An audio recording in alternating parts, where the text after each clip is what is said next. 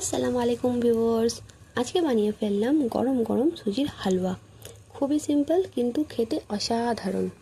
পুরি হালুয়া খেয়ে চলে গেলাম ছাদে আগের দিনের কাপড়গুলো তুলতে। কাপড়গুলো হাওয়াতে কেমন উড়ছে দেখো।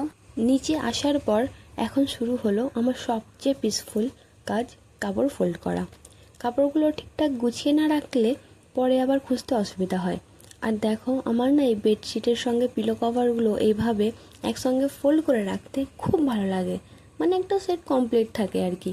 তোমরা কারা কারা আমার মতো এইভাবে কাপড় বা বেডশিটগুলো গুছিয়ে রাখো একটু কমেন্টে জানিও। আর এই কাপড় গোছাতে কার কার ভালো লাগে না সেটাও অবশ্য জানিও আমাকে। আর আমার ভিডিওগুলো ভালো লাগলে তোমরা লাইক, কমেন্ট, শেয়ার, সাবস্ক্রাইব সব করে দিও।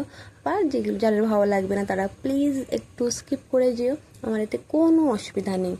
সো যাই হোক, তারপর কলে জল এসে গেল। কাচাকাচি করার জন্য সব জলগুলো ভরে নিলাম। এরই মধ্যে খাদিজার আব্বু কাম নিয়ে হাজির।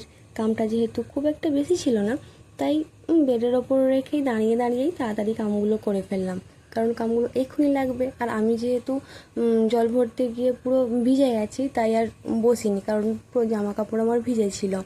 তো যাই হোক, শেষে জোহরের নামাজ পড়ে ব্লগটা এখানেই শেষ করলাম। সবাই ভালো থাকবে, দেখা হবে পরের ব্লগ।